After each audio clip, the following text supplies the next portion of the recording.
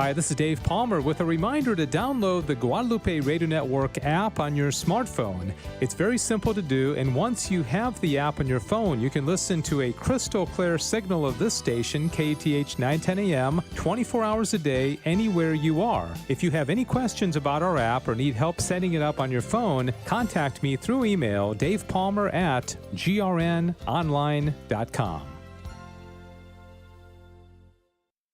Hello, my name is Bill Mertz. My wife Liz and I own MasterTech Auto Repair in Plano. We're proud sponsors of Catholic Radio. Our family has been parishioners of St. Gabriel's in McKinney for many years. MasterTech is a full-service auto repair, from oil changes to complete engine replacement or transmission service. We're located just across the street from St. Mark's Parish in Plano. You can contact us at 972-578-1841 or www.mastertechplano.com.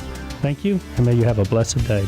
I'll bet you know by now that Amazon Smile is a great way to support your favorite charity. And supporting the Guadalupe Radio Network while you shop is easy. Step 1. Just start off at smile.amazon.com. Step 2. Choose La Promesa Foundation as your charity. La Promesa Foundation is the parent company of Guadalupe Radio Network. And Step 3. Enjoy your shopping. Amazon will donate a portion of your purchase to the La Promesa Foundation, and it doesn't cost you any extra. La Promesa Foundation and Guadalupe Radio Network, thank you. Par Car Care is a proud sponsor of KATH 910 AM. Here at Par Car Care, we are devoted to automotive maintenance and repairs for today's family on the go. Are you looking for that personal touch? Someone who will listen to your problem and give you options that are manageable for you? We now have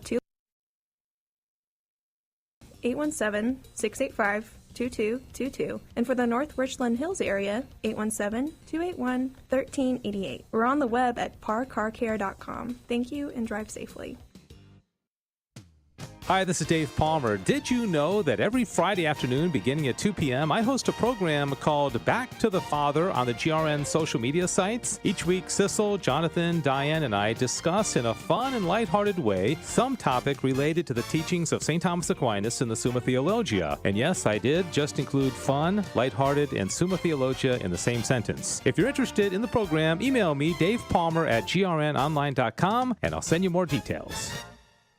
The Guadalupe Radio Network thanks Little Elm Eye Care for their support of local Catholic radio. Little Elm Eye Care is owned by Drs. Bert and Leslie Bubella, parishioners of St. Francis of Assisi Parish in Frisco. They specialize in family vision care, comprehensive eye exams, contact lenses, and the treatment of eye diseases and injuries. Little Elm Eye Care is located at 1200 East El Dorado Parkway, Suite 100, across from the Little Elm Athletic Complex. They can be reached by calling 972-292-0900 or on the web at littleelmeyecare.com.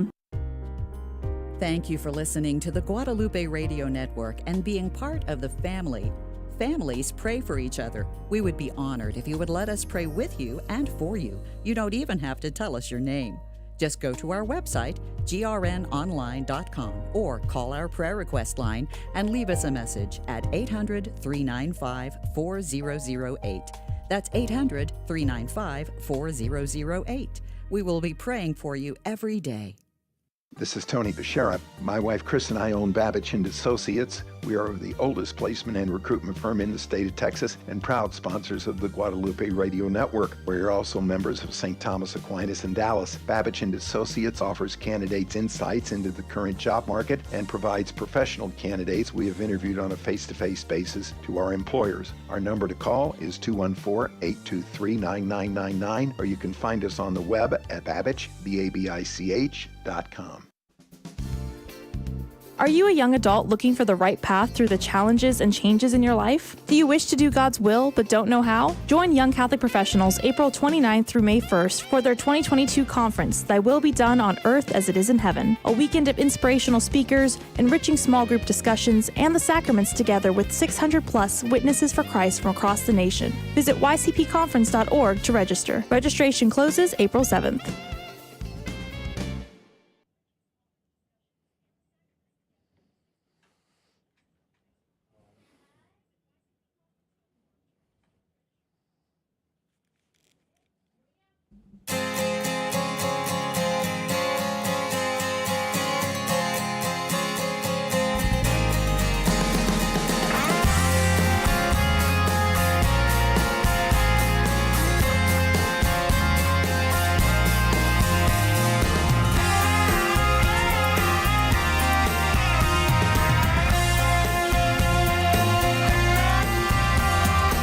Welcome to Back to the Father, a show about the journey of life focused on our final end, which is God Himself, our loving Father. And now, here's your host, Dave Palmer.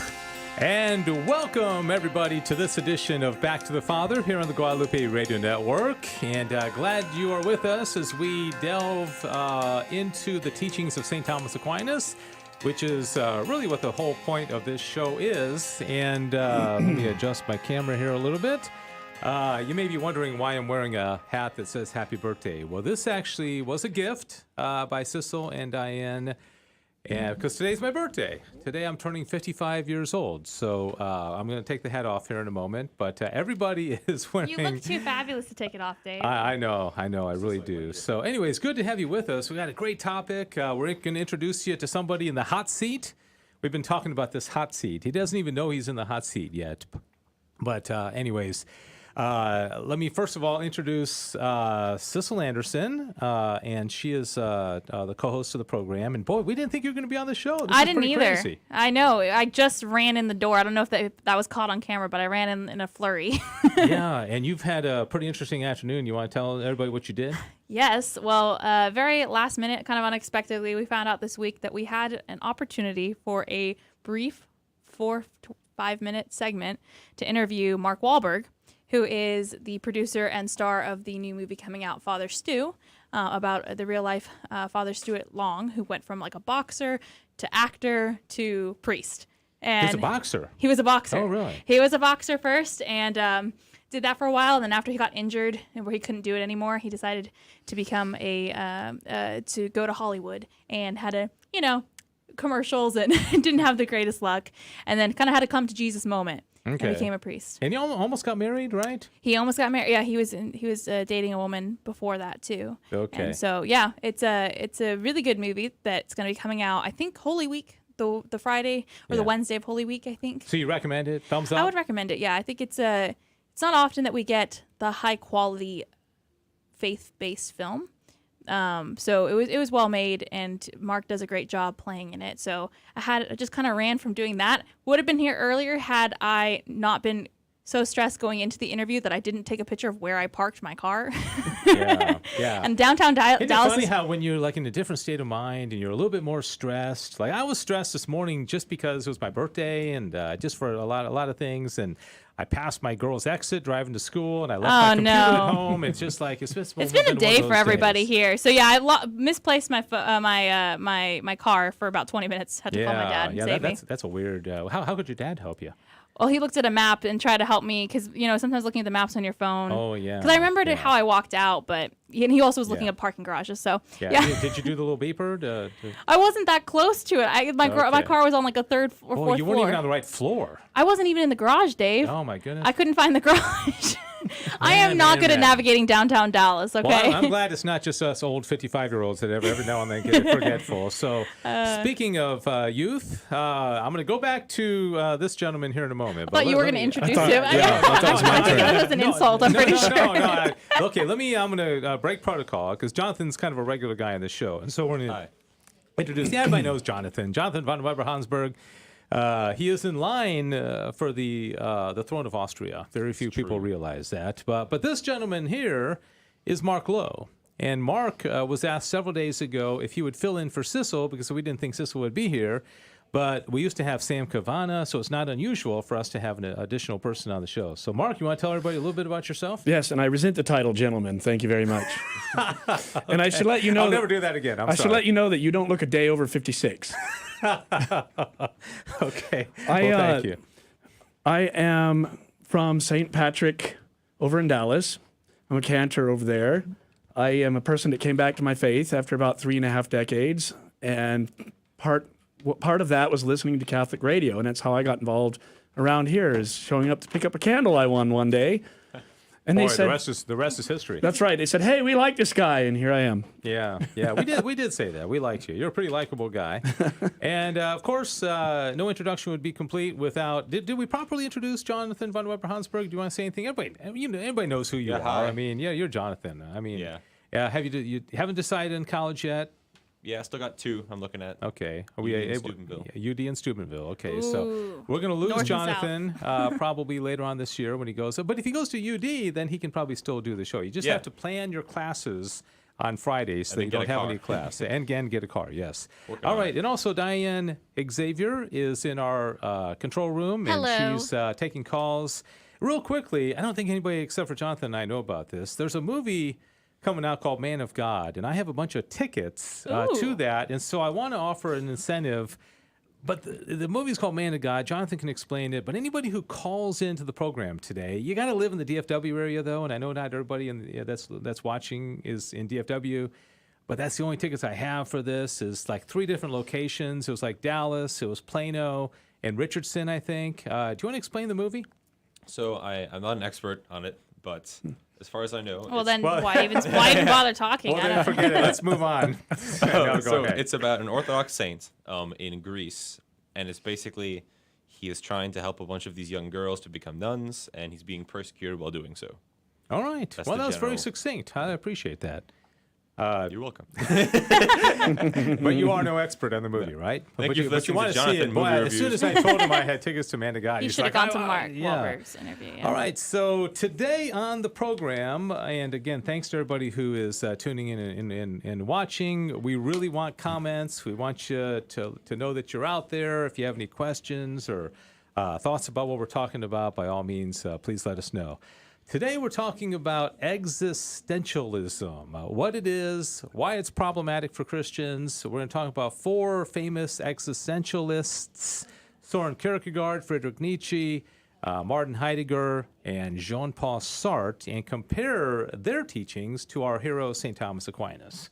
All right, so... Dave, I have one question. Yes. Does it have anything to do with food? Does existentialism? Yes. It could. I mean, not like exactly. That's an important Because question. I don't know anything about it, so...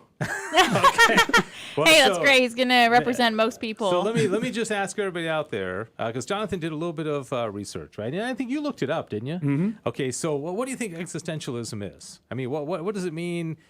You know, just kind of throw that out there. And if you're watching on our social media sites, I think Sissel is keeping track of them. Just on a scale of 1 to 10, how much familiarity do you have with the term existentialism, and what's it all about? Go ahead. As far as I know, I think it means that it's the idea that we're just small, insignificant, nothing we do matters, and that it's all pointless. Oh, really? Yeah. See, I think that would be nihilism. Oh, nihilism. Oh, okay. Well, then Yeah. what's existentialism then?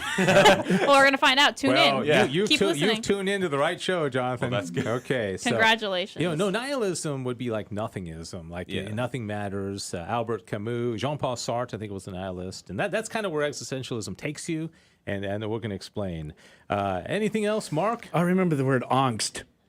We're all yeah. angsty. Yes. Yeah, that's a good one. Mm-hmm. You know, the thing that's interesting, watch the names of the books that the existentialists write, and they're so depressing. Oh, no. Okay, just by the very names of them. Okay, so Sissel, again, there's no prerequisites, but do you have good. any idea what existentialism is? You know, all I ever think about when I hear the word existentialism is you hear people say that they're having an existential crisis. Yeah. And I think I also might have started thinking it was close to what Jonathan was saying, like nihilism. I think that maybe a lot of people do confuse it as that, because some people are just like, what is life? What am I even doing here? And yeah, existential crisis just rolls off the tongue more than nihilism. And what do you think when somebody says I'm having an existential crisis? What do you think that means? So what does it mean to you? I think it's that time when every once in a while you just become very aware that you are human and that you live and that you die and that something's gonna happen after death, but you don't know what, and that you know that kind of thing where you just are very aware of your humanity and your mortality. That's interesting, because that does tie into existentialism. Oh, does it? Yes. So that's what I think of of when someone's having an existential crisis. It's just that they're laying on the floor going, whoa.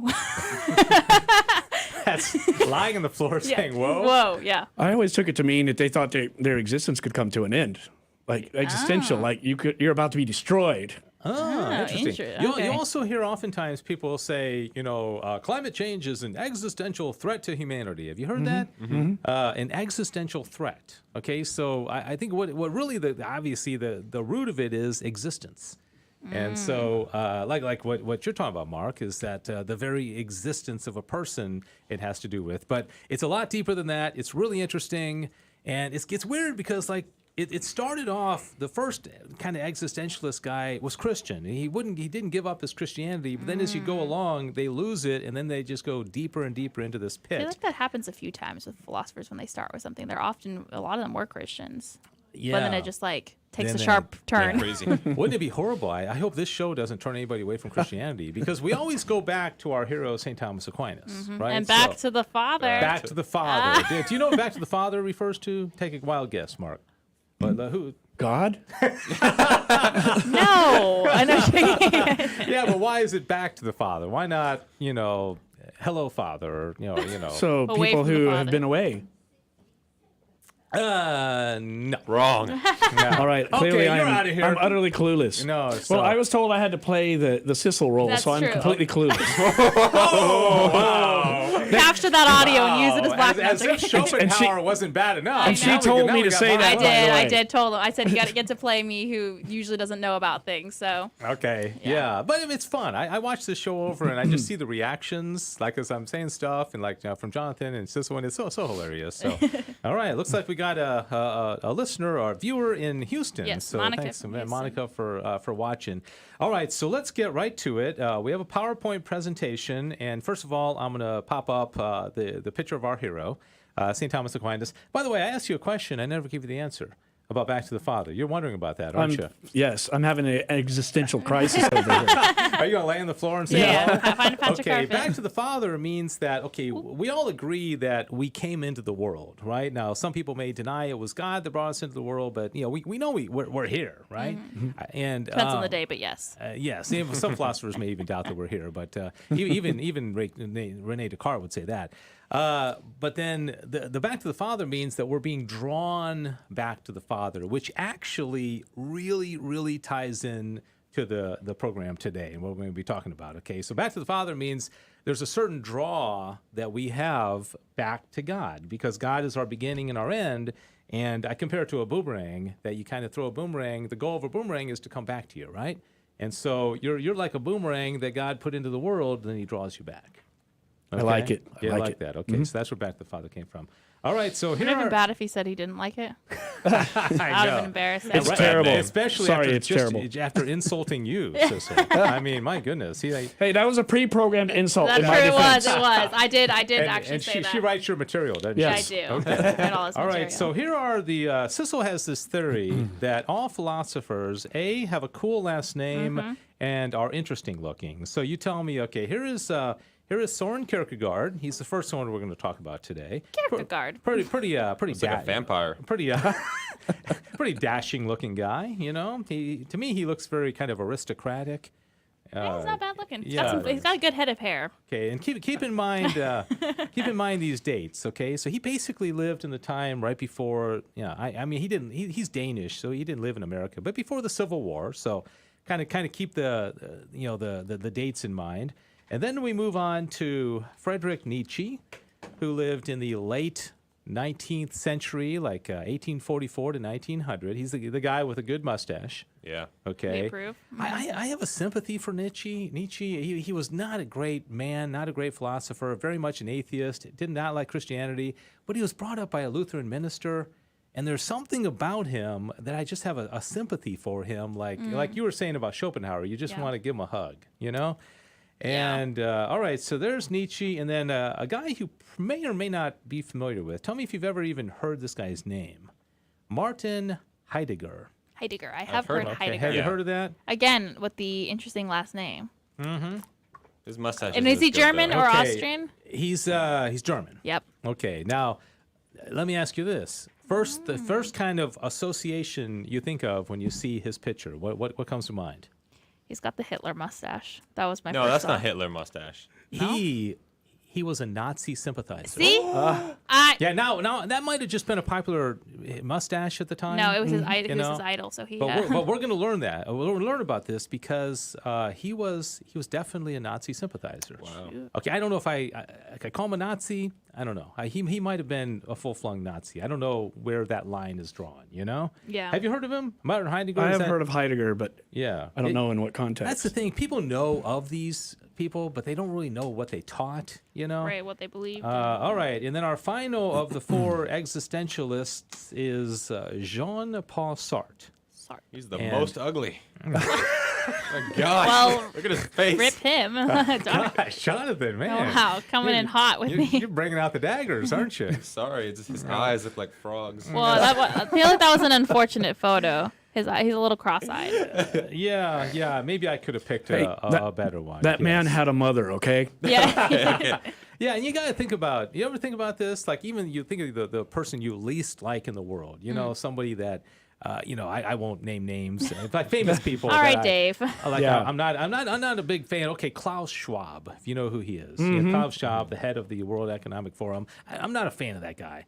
But if you go back, there was a time in his life when he was like an 8-pound little baby, you know, nestled in his mom's arms, and and every baby is cute. So you got to kind of put that into that. He probably got dropped on his head. At least he was a cute baby. You know? Yeah. Hitler was a cute baby. It's okay. Yeah. So, all right. So let's move on and talk about the particular philosophies of these guys. Okay. So let's start with Soren Kierkegaard. And he lived, again, in the 19th century. So he was the first 19th century Danish philosopher. Okay, remember I said keep an eye on the names of the books that he writes, right? So if one of them is called Fear and Trembling, and the other one is called The Concept of Anxiety. Wow. Okay. Isn't Fear and Trembling the name of the CDT game show? Yeah. I just realized. It is. Did they take that? Did they realize that's from Kierkegaard? Well, no, that's from the Bible. Well, yes. Okay, Well, yeah. you're a scripture scholar. I know, I Sissel. am. No, as soon as I said that, I was like, wait. Yeah, no, because St. Paul said we must work out our salvation with fear and trembling, right? So, yeah, I don't think they took it from But Kierkegaard. so, remind me, you said Kierkegaard was a Christian? Yes. Was a Christian. Yeah, Okay, so he clearly also took it from. Well, you said Danish, and I thought of food. See, there you go. There's Cheese right. Danish is a great thing, you know? Mark, are you hungry? I'm always hungry. Yeah. There you go. Okay. All right. Friday and Lent, no meat. Yep. You know, I'm sure you. I'm wasting away already. Yeah. So, all right. So, anyways, he was Christian, and I gotta say, just as a little bit of background. Okay. Remember, I said back to the Father. Keep in mind, and we'll go over a little bit of Aquinas at the end of the program here. And by the way, we have trivia, and my trivia is tied into Mark Lowe. Uh-oh. I actually have trivia this time. I quite literally told Jonathan, you have to have trivia because I may not be back. It's the only reason I that's did. right. The only reason. Otherwise, Jonathan's just disclosure. like, I don't have any. I got a joke, but it's not ready yet. It's still cooking a week later. Joke isn't ready. Okay, so keep in mind that Aquinas, and I'm going to quiz y'all a little bit. Okay. Okay. These two always do really well. You are not. You don't have to be quizzed. Okay. Oh, But no, that's not fair. You guys remember what? Do you remember what teleology is? Is that okay? I do get terms and actual what they mean mixed up from time to time. Is teleology when you like see God in things, in nature, and that sort of thing, or no? No. Darn. No. I knew that was. Well, when you see God in nature, I mean. Sorry, I meant. I don't know if there's a name for that specifically. That's what I. but- Okay, so yeah, teleology. Schizophrenia. Teleology is the idea that things are being directed. Oh, right. Oh, Okay, yeah. Directed. They're. like you see a bird, making a nest, and you say, that bird doesn't have intelligence. It's kind of there's somebody moving things forward. All right, and this is an Aristotelian concept. Aristotle came up with it that basically all things are being moved to their end. There's kind of like a little hand that's moving us to our final end, whereas the irrational creatures don't have a choice. The duck doesn't say, I am not going to fly south this winter. They just do it. The ants doesn't have a choice in whether they build a mound or not. They just do it, right? Mm-hmm. But we have free will, okay? And so that's the difference. But keep that in mind. That this concept, it's kind of like providence, that God has a hand in moving things towards their end. So, anyways, as you see on this slide, Kierkegaard, even though he was a Christian, he studied Hegel. Remember we studied Hegel? Yeah. And you remember anything about Hegel? He had this whole idea of kind of history kind of being a movement towards like there was the idea of a thesis, an antithesis, and then a synthesis where it's kind of conflict, things butt heads. Right. And then, but history is moving us towards a certain end. Okay. And then he did kind of spiritualize it. Well, Kierkegaard didn't like that. Okay. Because he said that in that way, the human being is just kind of a cog in the machine. They're just kind of part of this historical movement. Marx believed in material, the dialectic. So Kierkegaard wanted to see things from the human perspective. Okay, not saying people are moved to a certain end, like where God's moving everything towards a certain end. He wanted to say, well, what's inside the human, like the subjective aspect of that. And from the human perspective, what's going on, right? Mm-hmm. So I'm thinking, well, that's no problem with that, right? And kind of see things from the human perspective. But then he said, what does it mean to be human? And then the next slide, he determined that this is a very kind of angst. Your word was not angst. Was what? It was angst. Angst. Oh, it was angst. Okay, you pronounced it differently. With an accent. but Kierkegaard came to the conclusion that this creates a lot of anxiety because we're faced with all these moral dilemmas, and even though he never gave up the idea of God, but he wanted to see things from a human perspective. Okay, so what's going on in the human person, the decision-making process. And what this did was set the stage for the existentialists. And so he's basically considered kind of like the first existentialist.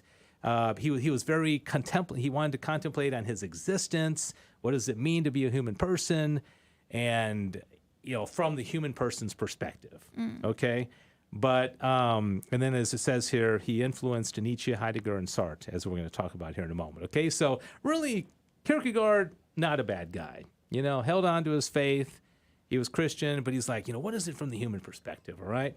But the people that he influenced, it's not going to be good. So does that make sense? Yeah. Mm-hmm. All right, Mark, you with us? He's Danish. Makes me think of food. Yeah. As long as he remembers one thing, I think we're set.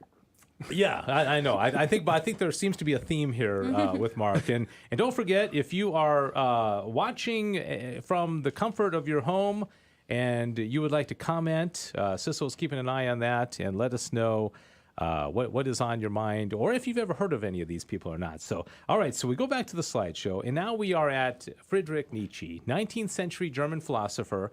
His father was a Lutheran minister, okay? So he had a very, very direct connection to the Christian faith, right? But he rejected it, okay? Why did he reject Christian faith? There might have been some personal reasons. Maybe he didn't like his dad, or his mom was, bad or whatever. But so his goal was the reevaluation of all values. Okay, he said, okay, we've been told Greek philosophy and then Christian philosophy and St. Thomas Aquinas and all this, for hundreds and hundreds of years. We got to reevaluate everything. Okay, and the interesting thing is, and I know we talked about Plato before. So Plato had, are you familiar with Plato, Mark? Or not the Isn't little, that stuff that you squeeze and I knew make you were going to shapes? say it. I knew you were going there. And you're not supposed to eat it either. Okay? Actually, it is Doesn't edible. stop you. Isn't Nietzsche the guy that declared God dead? Yes. Yeah, see, so you're familiar with God is Dead. Mm-hmm. Are you familiar with I Think Therefore I Am? Yes. Okay. That was last week. Yeah, that was last week's show. Okay, that's right. You were his watching. homework. Okay. So Plato believed that there's this real world of ideas. Remember that? Yeah. And that All the little bubbles. No, that wasn't him. The thought bubbles? Was that him? No. Yeah, kind that of. was- Kind yeah, of. okay. So you got this real world of ideas, the ideal forms. And then all the things down here on Earth just kind of participate in the real form. So you got dogness up there, right? yeah. And the only real dog is the idea of a dog. But then you got all these little things running around barking with tails and four legs that participate in dogness, but they're not really dogs. They're just they're participating. They're the material, participation in the form, right?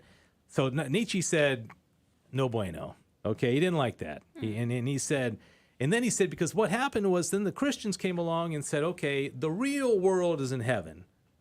And this world down here is just kind of a representation. We're all just trying to get to heaven.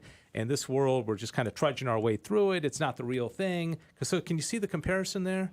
So he's saying Plato influenced Christianity, And that's where Christianity got this. And so this is kind of just a representation, but we're all really on our way to try to get to heaven. And so this world doesn't really matter that much, right? Okay, so he said Christian beliefs in an apparent world and a real world. He didn't like that. Okay, so the next slide says religion causes us to turn away from the good of this life. All right, you can see why he would think that, right? And he says, end the fascination of ideas of two worlds, and then he said there's only one world. Okay, there's no heaven, so he has clearly rejected his Christianity, rejected his father's faith, and he has now become basically a humanist, right? There is only one world, it's this. But the interesting thing that he did with that is that he had to create basically like a god. So he creates this concept of the Superman. It has a really cool German name, like Ubermann. Ubermensch. Ubermensch. Is that what it is? Ubermensch. Oh, yeah, the Ubermensch. Yeah. My brother, that was my nickname for my whole life. He just called me an Ubermensch. I never knew what that meant. Now he knows. Yeah. Apparently, you're a god. So he had also the concept of the will to power. Remember, we talked about this. We did a show about this. So everything was will. You know, the drive. You know, he was influenced by Schopenhauer. So everything is a drive, and forget about altruism and being kind to people. We really just want to, just kind of exert our power, right? And so the ultimate, like, power would be somebody who has control power, has complete power, and is a person of greatness. And he had certain, like, actual people, I think, like somebody like Napoleon, he would have considered to be an Ubermann, right? Somebody, interestingly, Richard Wagner, who's a musician. You know about Wagner? He considered, somebody told me this the other day, he considered Wagner to be an Ubermann, but then Wagner refused to throw away his Christian faith, so Nietzsche took that title away from him. Yeah, he said, because you can't be a Christian. So in this world where he's created these, gods, quote unquote, those guys, he's the only one who gets to choose, though, who actually gets to end up. Well, I don't know if he'd go that far. Okay, interestingly, he did not consider himself an Ubermann. Interesting. Yeah, okay. because he didn't have the qualities. Did he write up like a list of what that person had to do? Or because I'm just wondering what his scale was that he's measuring this on. Like, think of a powerful person, Alexander the Great. Right. I don't think he would have put Jesus Christ because Jesus was meek. Yeah. And meekness does not fit into this. This is a powerful person. Okay. Bismarck, Napoleon, and so you can kind of see where Hitler would have been influenced by this. Yeah. Okay, so Hitler probably considered himself. Yeah. So Hitler now came up. Of course, Nietzsche died in 1900. Hitler would have been alive because Hitler, I think, died in the 1940s. In his bunker. But again, Nietzsche would have never been aware of Hitler because he came to rise later. And also, most people said Nietzsche would not have been an anti-Semite. Nietzsche's sister was a Nazi, and she popularized Nietzsche's writings and kind of made people think that. This was, this is kind of Nazi propaganda. But most people do not think that Nietzsche would have been sympathetic to Hitler. He might have called him an Ubermann, but because he was powerful. Right. But I don't know if he would have liked his policies, right? Because there's no morals. An Ubermann doesn't have to be a moral person. An Ubermann just has to be powerful. Oh. Right? Okay. So like some crazy serial killer in his mind, that could be considered. Yeah, I think that's the case because if that serial killer had a lot of power and stuff like that. Basically. Yeah, if you have power, because there's no morals. Right. Look at the titles of his books: The Birth of Tragedy. Oh boy. Thus Spoke Zarathustra, and this is where God is Dead came out. Mm-hmm. And most people mistake, God is dead, meaning like literally God is dead. He doesn't believe in God anyways, so God can't die if he didn't exist in the first place, right? Mm-hmm. What he meant was that whole system that was handed down to us, the Christian system, the Greek Hellenistic, Plato and Aristotle and Aquinas, that's what's dead. Mm-hmm. Okay, we got to kill it. We got to get rid of it. That represents God. That's gone. Okay, and what takes its place is humanism, right?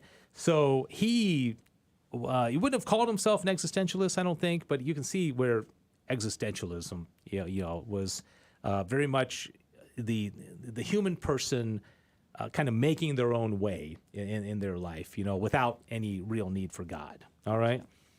So that's Nietzsche, and then we move on to Senor Heidegger. Okay, and does anybody have any questions out there? Who's watching? I see we gained a few people watching now. So if you have any questions, or thoughts. We'd love to. And if you want to call in, 877.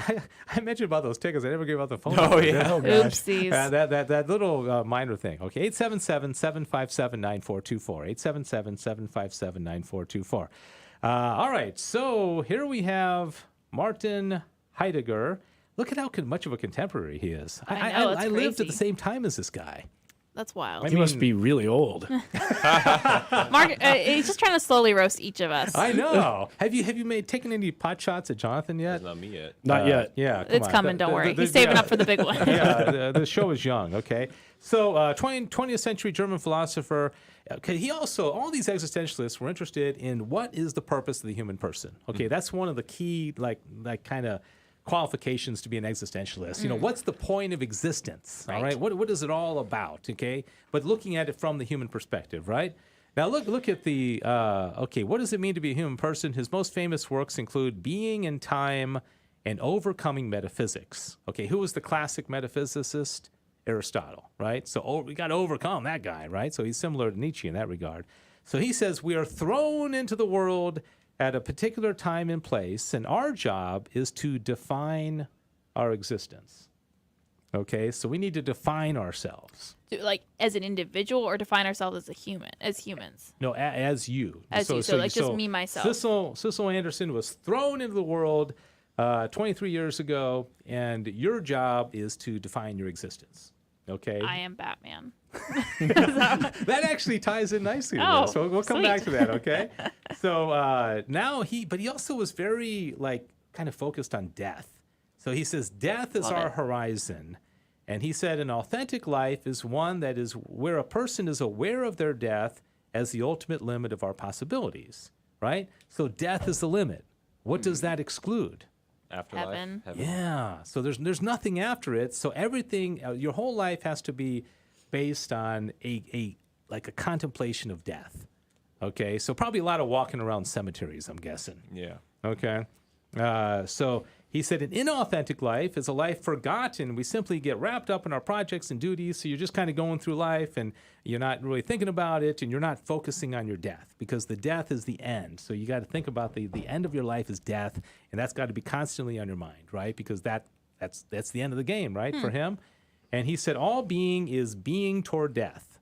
Can you see the pessimism? I mean, it's like everything's focused on death. Well, he kind of looks like Mr. Whipple, the Charmin guy, remember? Don't squeeze the Charmin? He does. And so he was kind of cynical, I think. I was about to ask a serious question, and that That's great. That's fantastic. You were going to have a serious question? I was. Now, hold on. Let me see if I remember what it was.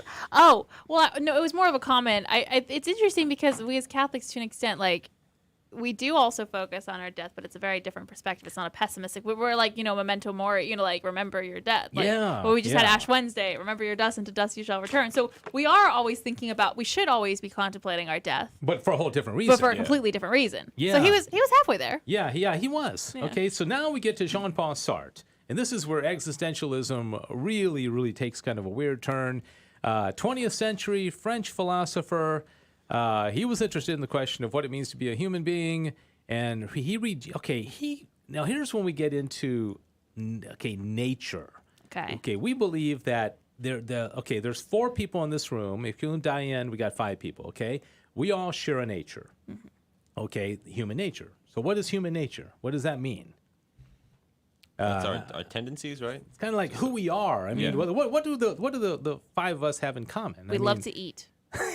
Food. We like to eat, food. but there's a certain commonality, and in the Christian world, it'd say we have a common goal, a common destiny. We're being moved by the same God, and so we have the same essence. We're all human beings. That's our essence, right? And we exist without a doubt. Okay.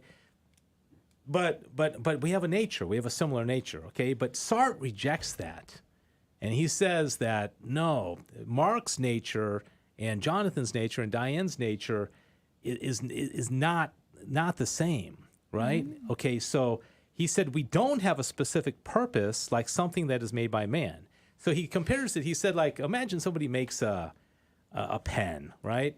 But they make the pen for a very specific purpose, right? So whoever made this, this pen, They made it so that somebody could write with it. They didn't make it so that it would fly or that you'd be used as a weapon or whatever. A very specific purpose.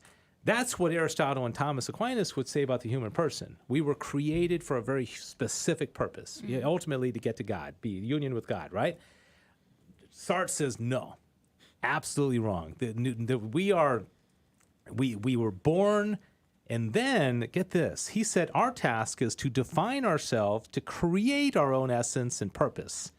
Okay, so let me go to the next thing here. Existence precedes essence. Okay, that's what. Okay. Okay, so you're born and you exist. Okay, now in Christian philosophy, we'd say, okay, we're born, we have existence, and we also have an essence. The essence is given to us by God. We are human beings. We have a purpose. We have a goal. Our goal is to get to God, right? Sartre says, no, you create it yourself. Right? So Jonathan creates his nature. He creates his essence. Okay? We all exist, but then you become whatever you want. So the Batman thing is actually very appropriate because you become Batman. I'll try. First, I need to become a billionaire, and then I'll get there. Yeah. So, okay. But is he just then ignoring the fact that we still all naturally do very similar things? If that makes sense. Like we all get tired. And we all have to follow the same, routines to an extent. Yeah, but you aren't sleep. You aren't food that you eat. There you but go. we're all gonna discover sleep eventually. Yeah, and see, but that would be proof of, to me, I think of teleology, because there's certain things that happen, that impulses that we have that we don't ask for. Right. None of us are asking to be hungry right now, or thirsty, or tired. The more you right? keep bringing it up, the more we are. I'm just trying to get to Mark. Mark's still thinking about the Charmin guy. Yeah. So now listen to this. He said, we must break free of the habitual ways of thinking about human nature. Okay, so we can't, in Sartre's mind, we can't keep thinking about this God guy who created us, calls us back to himself. Sartre would not like this show, because the whole concept of this show is that we're being called back to God. We're created by God, called back to God. That's exactly the opposite of Sartrean philosophy. Take that, Sartre. Jonathan just wants to roast every single philosopher now. I know. I'm still waiting for Mark to roast Jonathan. He doesn't seem to find any fault in him. Okay, he reminds me of my young self. Okay. Oh, okay. All right. But get this. Look how this says. He says, this is a direct quote from him. Okay. We are condemned to be free. Does that sound like fun? Remember Kierkegaard? Originally, it was like everything was anxiety, fear and trembling. Okay, so what I take out of this is that as soon as you take God out of the picture, not that Kierkegaard did, but Kierkegaard started to think very much from like his perspective, and he didn't want to take God out. But as soon as you start thinking of that, it's kind of nerve-wracking, because imagine there's not a God directing us to our final end. Imagine, that there isn't a heaven, there isn't a hell. To me, that'd make me anxious. Well, I thought he was talking about freedom as in just free will in general, because I think that free will is kind of terrifying if you think about it, because you have the ability to mess up so much. Yeah. Well, then you'd rather be like a turtle I don't want to be a turtle, but still a turkey. You can make a good turtle. Oh, thank you. Yeah. Can you order him I'll a look shell? into it. Order him a I shell. will. I'll paint it too. Okay, so look at Senor Sartre's names of his books. These are terrible, by the way. These are some of the worst. Being and nothingness. Okay, there's where that nihilism comes in, right? Okay, so where did existentialism get us? And Sartre died. I mean, he was alive in 1980. I mean, he was alive when Jimmy Carter was president. I mean, this is a relatively recent guy. Existentialism and humanism. So what does it lead to? Humanism, atheism, and nausea, and basically nihilism. It's just like nothing matters, because as soon as I'm going to have to work it all out myself, and I'm going to make myself into who I am, it's kind of depressing. There's no God. There's no, so did I depress everybody? Kind of. Thanks, Dave. That's why we start talking about our hero, St. Thomas During my Aquinas. atheistic years, I used to think about death, and I used to worry about this eternal nothingness. And then I started thinking, well, remember all those billions of years before you were alive? And that was kind of how I salved my atheist self, was like, it'll be the same way after you're dead. Yeah. You're not going to have this billions of years of nothingness that you're just laying in a hole in the ground or something. But I became a believer again and dispensed with all of that stuff. Yeah, yeah. But that's how you could kind of like it's talk like yourself in. right. Yeah. I feel like every time we learn more and more about philosophers, I'm like, okay, if they were all full-time philosophers, if this is all that they did all the time, maybe they could have gone out and washed the dishes every once in a while. Might have helped them in take their mind mindset. off it. Like their mind. Well, just like I think you can learn more about life and humans by living life. And, you could see God in things and stuff like that. Might have helped all of their mindsets a little bit. Yeah. Just like did a 9 to 5, They need you as like their counselor. I know. Or like maybe a life coach. Yes. Just be like, okay, guys, you need to do 10 minutes of silence. And then group hug. Group hug. To go on a walk. Find something beautiful in nature. You could have your own show. Maybe like helping new philosophers. Yeah. Like, Don't fall into the pit of despair. That's why we do this. So, okay, a few things about Aquinas, because I don't want to leave it on a sour note. Okay, yes, those are please. the existentialists, and you got to admit, you probably learn more about existentialism today than you have the other years of your life. They probably all had miserable childhoods, frankly. Yeah. I bet you're probably right. That'd be a good study. Take these like atheist philosophers and find out what was their childhood like. I bet it wasn't walking with mom and dad and their siblings at the park and singing beautiful songs. Although I said Nietzsche's dad was a Lutheran minister. Okay, so now here's the cool thing with God. You all know this: essence and existence are the same thing. Mm-hmm. Okay, you know that. Yeah. Okay. I do now. Okay. Have we not talked about that before? We probably. did. I remember we did. Yeah. Okay, so I was in Mexico probably. Oh yeah, you were in Mexico all the times. You forget everything. That must have been a big show. It was a long, covered time I was gone. Covered a lot of ground, yeah, didn't we? Yeah. Okay, so imagine that. I mean, like Mark exists and Mark has essence, right? But they're not the same thing. That Mark exists isn't his essence, right? They're two different things, but they're combined in one composite Mark Lowe. Okay. And so, but with God, it's the same thing. Okay, that's pretty amazing. Okay, teleology, we already talked about that.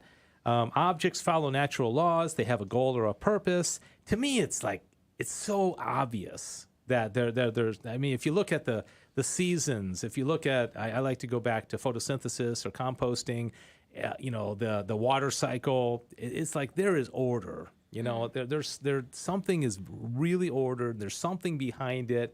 So why would we think that our lives are not the same way, where it's ordered and there's some designated end that we're supposed to get to, right? If we live a good life, or through God's grace, right?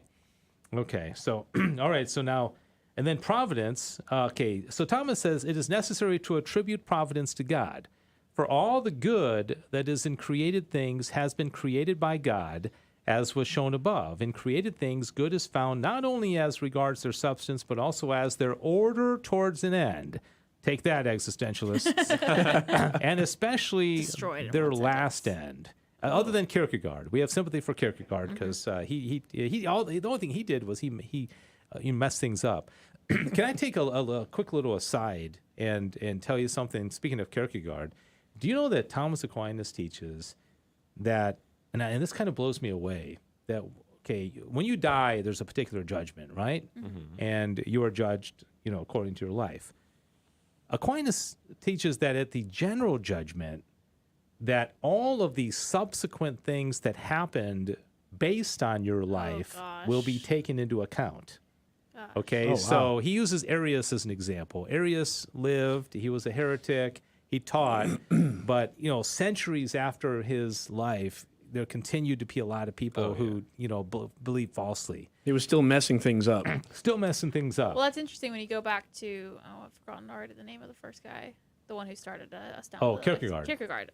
Was getting confused with someone else. But Kierkegaard, I mean, he didn't necessarily, he started the thought of existentialism, but he didn't, you know what I mean? Yeah, He didn't himself stray away from it. So I wonder what that would be. Yeah, and I think also, with the particular judgment, I think it's determined whether you're going to go to get to heaven or hell, right? And at that time, I guess God's outside of time, so he already knows all the consequences of everything. But at the general judgment, it's going to be made known to everybody. So everything Mark has ever done, and Sissel and me and Jonathan and Diane, is going to be made known to everybody. Well, no, everybody's. Isn't that crazy? That's going to be very embarrassing. Well, we're all going to be in the same boat, so. Yeah, I know. I don't know. I mean, Mark's. But anyways, I find that interesting. So I can think maybe it's just like more time in purgatory or something. Because let's say Kierkegaard, he meant well. His intention, because you have to take intention into mind, right? Right. He didn't mean to, for all this craziness to happen. How could he be held liable for that? But then God said, well, but it did. And so maybe like another 1,000 years in purgatory or something. Isn't that like the woke people nowadays? Something you slipped and said 25 years ago as a kid, it's like, oh, you need to lose your job now. Exactly. Good comparison. I like that better than Charmin Man. He's getting better. Well, thank you. I'm sitting at the knee of the master here. All right. So I have a Romans 1:19. I love this Bible passage. It says, for what can be known about God is evident to them because God made it evident to them for ever since the creation of the world. His invisible attributes of external power and divinity have been able to be understood and perceived by what he has made. All right. So you look outside. And we talk about this all the time. We used to talk about it more. It's just like the grandeur of creation and beauty and God and nature. It's like, how could anybody ever be? I mean, I understand people get down and people get depressed and all that, but when it all comes down, life is pretty good, isn't it? I mean, yeah. Okay. All right. So then, and then the last thing, I won't read this whole thing, but does God will things apart from himself? And Thomas says yes. Okay. So God wills things, especially with irrational creatures, but God wills all things, but then he allows us to have free will in the middle of it. So can you kind of see the difference between Thomas Aquinas and the existentialists, where and Aristotle and that kind of thing? So anyways, well that's that. Yeah, we haven't had a whole lot of comments. So we have a couple on YouTube now. Oh, great. All right. So Albie said, had a priest tell me that he was an existentialist when I asked him if I could use birth control in 1972. So that's unfortunate. The priest said he was an existentialist. Yeah, it's a little unfortunate. Was he like a Kierkegaard existentialist? Or? Yeah, I don't know. That would be an interesting follow-up question if they know any more about that. And then David O'Gray was laughing at something at some point in time. Not entirely sure which point that probably was. the Charmin comment? Something like that. It wasn't that long ago. Mark's had a few funnies today. We're pretty funny people, so we'll just... Yeah, David O'Gray, because I don't know if we said anything funny like in the last few minutes, have we? I don't think so. Yeah, okay. So maybe there's a delay, and so... David, let us know what was so funny. We got to know, and thank you for our pride, Albie, for the comment. And I don't know if existentialism in and of itself is always wrong, because existentialism really is just kind of focusing on your existence, right? But when you start saying it precedes essence, and I get to create my own nature, and as we talked about last week with Rene Descartes, you've got boys creating themselves as girls. You've got people that. What are my daughters are telling me, but there's you might know this because you're young. The little like animal people or something. Furries. What's with that? Scum of the earth. I can't even tell us what you really think. Don't hold back now. They're not family friendly. I probably can't talk about it. Okay, right. It's kind of a fetishy thing. Yeah, so. It's the most disgusting, horrific. Okay, but keeping it G-rated. Are these people that think they're animals? Sometimes yes, and sometimes they dress up no. like animals. I think they either think or they decide that that's what they want to be and live as. Because some people actually, I mean, it's kind of like a stepping stone. Some people will leave that. Well, it's more of like it's an identity they can put on temporarily, and then a cult. Yeah, and they can just sort of like turn into just wild animals and bestiality and all that. But then some of them will take that further and be like, no, I am a fox now. I am a fox. Oh, really? Yeah. So I mean, you can see where this would be. There's some Sartre there, They can create themselves, and this whole transhumanism that we talked about last week, and that's kind of weird, where you can basically, create any world you want, and I'm going to be whoever I want to be and create myself. And believe me, that's where things are headed. That's more responsibility than we should have. And that's why that's the point I would make is look at these philosophers. I mean, Nietzsche was insane the last 10 years of his life. Happens. And Kierkegaard his whole thing was about anxiety. Even the good existentialist was all anxiety. I mean, when you write a book like Sartre called, Nausea, and these were. Oh man, I was just reading Nausea the other day, and it was so uplifting. The Sartre one? No, I'm just joking. I'm just like, but just imagine you're saying like, oh, what book are you reading? Nausea. Yeah. Speaking of, you remember we talked about Schopenhauer, right? I don't think you watched the Schopenhauer show. That was a couple weeks ago. The pessimist. Yeah, he very, very pessimistic. Didn't like women. Okay. He's been knocked down a few pegs in my book. and so he wrote this book, The World is Will and Representation, right? So I have some friends over at my house. I'll say his name because it's a compliment. John Heinen is my friend. He lives down the street from me. He does the Catholic Gentleman podcast. Oh, that's him? Yeah. Oh, John, the so cool. blonde-haired guy. Yeah, right. So he lives 3 doors down from me. That's so he's awesome. over at my house with his wife, and we're talking. And I mentioned, Schopenhauer. Who doesn't like to throw Schopenhauer into conversations? I do it all the time. You do now. Yeah, someone will sneeze and I'll say Schopenhauer. I only know about Schopenhauer from Monty Python's Meaning of Life. Oh dear. Did they talk about him? Yep. Did they really? Of course they do. Do you remember what it was? They were having a dinner or something, and somebody gave them a bunch of cards to have conversations over dinner, and the topic of Schopenhauer came up, and it's Schopenhauer, and nobody knew anything about him, of course, but yeah. So, anyways, John Heinen's over, and we're talking, and he and his wife Julie, they're friends of ours, right? And so I mentioned, my show, the other day was about Schopenhauer, and he's like, yeah, when I was at Yale, I read the World is Will and Representation. I was like, well, look at you, man. And then he said, I read we it was assigned, it wasn't like he was doing it as And he said, I also read Immanuel Kant, the reason. I don't even know the name of it now. But anyways, I was impressed, because I haven't read any of those books.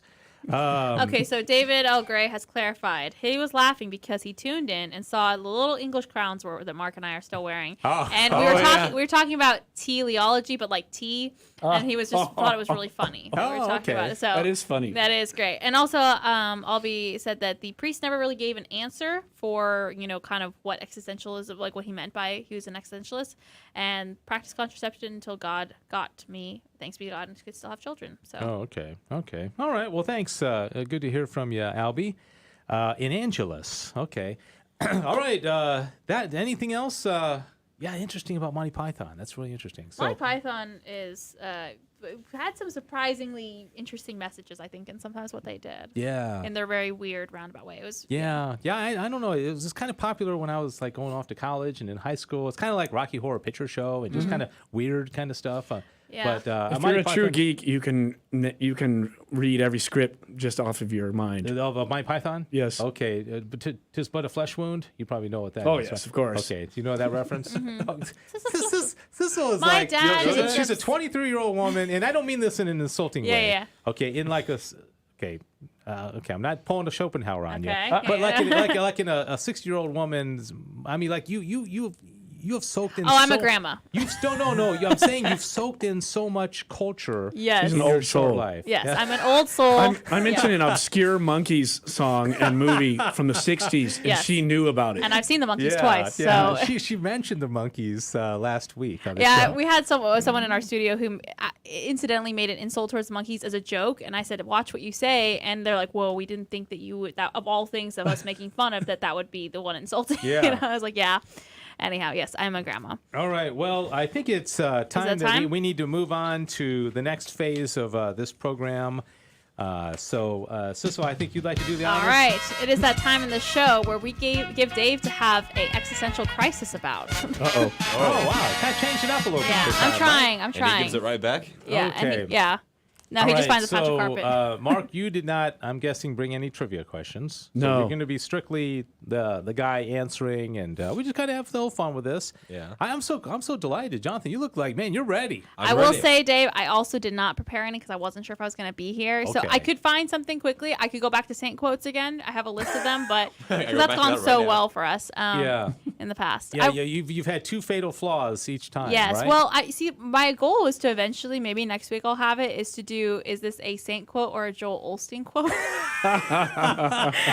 Oh, seriously? Yeah, no, seriously. Oh, gosh, that'd be great. So next week, look forward to that. I'm gonna try. I just have to be very careful about which quotes I choose, and I didn't have time. And to make do sure that you today. don't do the voice, because if it's a girl, you always do a kind of like a softer. Apparently, I have tells. Giveaway. I have tells. Yeah, Apparently. yeah. She's like, I want the glory of God. Oh, here for you, Mark. It is a dead parrot. That comes from one of our listeners, buddy. A dead Yes. parrot. From this is a Monty he's pining Python. for the fjords. There you go. Yeah, interesting. Okay, so Jonathan, why don't you take the honors? All right. And we got high expectations, man. Don't let us down. Oh boy. Got Okay. high hopes. Well, You got okay. it memorized? What? Yeah, I do. Okay. Thank you very much. That's Okay, sketchy. so what archdiocese in the U.S. declared that alligator was acceptable to be Oh, eaten during Louisiana. Lent? It's Yeah, it's in, what's it called? Baton Rouge. Baton Rouge. Nice. Or is it New Orleans? New Orleans? Yeah, New Orleans. Okay. That's it? I have another one.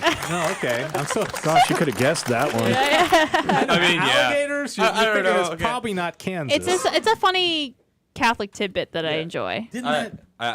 None of this is themed at all. I just randomly was scrambling last 5 minutes before the thing, just trying to find stuff. So, Yep. All right. where, not when, where was the word Christian invented?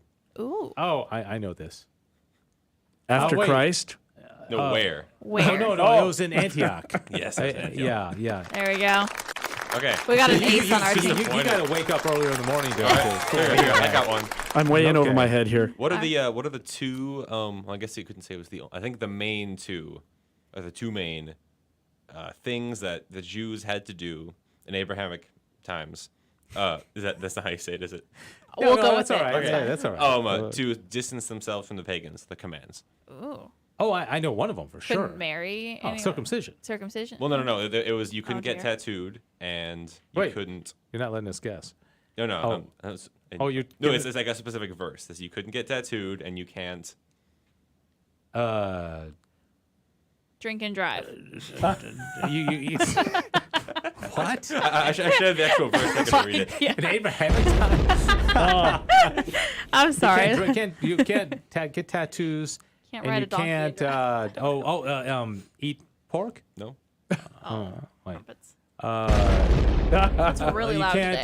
today. Is it something like on your body? Mm-hmm. Chop off your head, or Can't get a piercing? No. you can't. It's something everyone does these days. Oh, everyone does. No deodorant. No. Can't cut your hair in a they certain do way? it- Oh, close. No Can't cutting? shave your head. No, close. Can't get a mohawk. No. I don't. You're Can't shave. close. Can't shave. Oh, okay. No. You The curls on the side Can't of your... shave your beard. Yeah, you can't shave your beard. Oh. Ever? No, you weren't allowed to. You weren't allowed to Ever? cut Your it. beard has to be the whole life. You couldn't cut it'd it. be, How do you keep that clean, though? You'd be tripping all over it, wouldn't you? They said you couldn't cut it. Ever? ZZ Top didn't have any trouble. evidently. Yeah. I mean, there may have been some They exception, might have lost on the tattoo thing though. but you weren't okay. allowed to cut your beard. Oh, interesting. All right. Well, that's like the whole Samson thing. Yeah, but then you can't cut his hair. Yeah, because that's how he lost his power, right? Well, that's why the Hasidim, right, have the curls on the side. That's the leftover from that, I believe. Yeah. That they can't cut the hair here. Yeah. Here. Hair. Hair here. Your hair. Hair here. Hair here. Or the Okay. hair. All right. I told you that my trivia is in honor of Mark. One thing Does that have to do with music? It does. Oh, Good, okay. good job. Good. I can read Okay. minds. So I got a few different questions. Oh, Okay, boy. the first part, as I want to do, is Catholic or not Catholic Okay. musicians. Okay. Ooh. I like you. think we may have done. I don't know. You did actor or famous people, I think, at some point in Yeah. time. Okay. So let's go ahead and just do it. I hope this doesn't repeat anything we did in the past, but there's some other ones. Well, we do such a good Okay. job remembering all this all the time. Exactly. Yeah. I know. Teleology, you know. Remember when I was talking about I think therefore I am, and Yeah. Jonathan said, "Oh, I learned that 2 weeks ago Yeah. in class," but he'd already forgotten it. So Yeah, pretty much. young agile minds. Yes. Okay, let's give Mark the honors. Okay, everybody guess. Okay, Okay. Ludwig von Beethoven. Oh, Catholic, right? Catholic. Yeah. Clearly. Catholic. Mm-hmm. Am I making this too easy? Yes. Okay, Catholic. Okay. Ding ding ding ding ding. Wolfgang Amadeus Mozart. Catholic. I think he was Catholic. Yeah. I Wait, think hold on. Oh, he's Austrian. No, he's Catholic. He's Catholic. Yes. Catholic. Catholic. Okay, brought up Catholic. Ooh. Okay, but I think he may have Straight away, but he strayed still away. technically was. In fact, considered I Catholic. read something that said he was a Mason. Oh, interesting. So I'm not sure. I don't want to. I just think all the beautiful Catholic music he did. Yeah, Masses and things. And he was married in St. Stephen's Cathedral in Vienna, Austria. So I know he got married in the Catholic Church. But Johann Sebastian Bach. No, Catholic. I don't think he was. Did you do 3 in a row? I have no idea. I got it. Okay, so I'm gonna say Beethoven. You all three. we all Sissel, said yes. Mark, Jonathan. Did you guys all get Mozart? Well, what did you? He was brought up Catholic, so we Catholic. determined. So basically Catholic. Yeah. Okay, so I'm gonna say for Beethoven. Wait, who are we on? Bach. For Bach, I'm gonna say no because why not? Okay, you're gonna say no. I'm gonna you say said no. yes. Mm-hmm. Okay, he was Lutheran. Take that. Hey, you know, on Ash Wednesday they also do the ashes, which confuses everybody. Okay, you ever heard of the famous composer Vivaldi? Yeah. Oh, yeah. 4 Seasons. Yeah, 4 Seasons. The Red right. Priest, Catholic. Okay. Well, if he's confident, so I'm gonna say Catholic. Yeah, I'll say Catholic too. Okay. All right. So yeah, he was a Catholic priest. Hey. Mm-hmm. Yeah, that's He had just forgot fiery about red that. hair. Okay. All right. Here's the next one. And Jonathan, I don't know. You may know who this is. Bruce Springsteen. He was raised Catholic, I'm pretty sure, because he grew up in Chicago. New Jersey? Yeah, Jersey. Yeah, I'm pretty sure he was raised Catholic. I don't know if he still practices it though. My friend's a massive fan, so I'm gonna be in so much trouble if I get this wrong. Okay. I'm sure they're not watching. Chances are. I mean, there's 8 billion Emily. people in the world. I'm and sorry, Emily. We got about 10 of them. Yeah. I'm gonna say he. If we're going on the context that he was a cradle Catholic, I'm gonna say yes. Okay. Well, I think there's some Jewish blood in him. I think because Springsteen would be more of a Jewish name. Texting Emily right now. Okay. In his own words, he writes, in his youth in Freehold, New Jersey, it took place literally in the bosom of the Catholic Church. Close to his home were St. Rose of Lima Church and School, both of which he attended. In his book, he laments the harsh discipline meted out by priests and nuns. Okay, so he was raised Catholic. He has some Irish blood in him. Yeah. And so I think partially Catholic. So, do I still get a point? Yeah, sure, why not? Yay. Yeah, why Okay, not? Lady Gaga. Oh no. No, she is Catholic. Actually, she goes to mass. Catholic. What? How? Well, yeah. Well, we won't Catholic. We won't question. One of those, No, she does. Catholic She book. actually. So I actually know. I follow some musicians that are from California that are sisters, and they actually went to mass, and they saw her several times. Yeah, no, she considers herself a practicing Catholic. Like a Biden Catholic. Interesting. Okay, so now the final one, and this is, I think you guys are going to find this interesting, and I would bet none of y'all know this, but I may be surprised, okay? One of the Beatles was raised Roman Catholic. Yeah. Oh, I heard about that. Yeah. You know this. I'm a massive Beatles fan. I'm just Okay. trying to remember which one it was. Which of the Beatles? Well, not Okay, the I'll tell guy you, one who- of them attended St. Peter's Anglican Church in Woolton, South Liverpool. He was a member of a youth group and sang occasionally in the choir. That's one of them. One of them attended Evangelical Anglican Church during his childhood. And I only have information on 3 of them, but only one, I believe, was raised a Roman Catholic. I want to say it was Paul, but I get really confused when it comes to the Anglican, like which they say, oh, I went to Saint blah blah blah. Yeah, We don't really it know. Sounds Catholic, it gets right? hard for you to distinguish, but Okay, I want to so say I it was. need- Buddy's saying Ringo Starr. He's throwing his hat. Ringo. That's a good point. Hold on a second. I need let me have a moment. You all can cast your Have a votes. moment. I need a moment. I know nothing about the Beatles. Is so this I going to be a can't. long moment? Well, Ringo was supposed to be sickly, so when would he be able to go to church? Yeah, I don't know. Good point. I need final answers because we're past time. I'll go Ringo. Okay, Ringo Starr. I'm going with Buddy. Beatle guy. You don't Number know the- one. you don't John, know the Paul, Beatles. George, or Ringo. I'm going to say John. Okay, Wait, then who was John. the one that did the atheist one? Oh, They all were atheists at some point, though. Yeah, yeah. No, but who was the guy that did the I'm Imagine? just saying who was. Oh, raised- that's John. Yeah, John, John oh. Lennon. Yeah, that's Imagine. Yeah. Yeah. Imagine. Okay, the Roman Catholic, the one who was raised Roman Catholic was George Harrison. Oh, Of course. All right. I was going to say not him because he went into all the Indian. Well, or that might Hare have pushed Krishna stuff it, later. whatever. Yeah, if he had a just- bad he experience, that just- could have pushed just him with raised it. Catholic.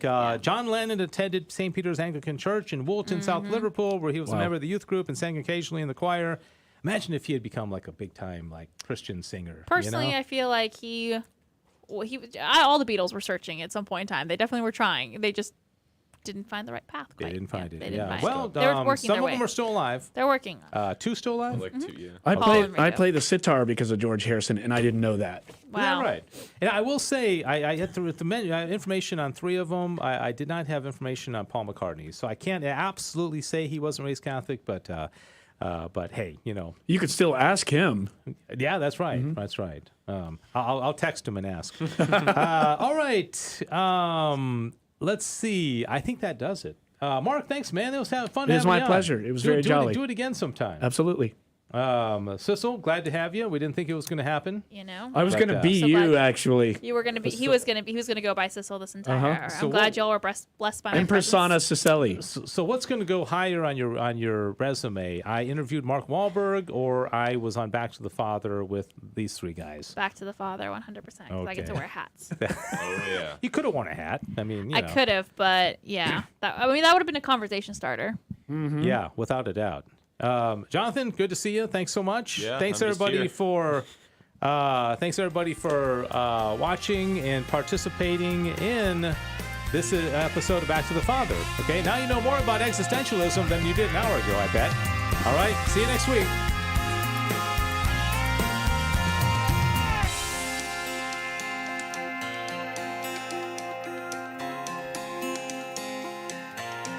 Thanks for joining us for Back to the Father.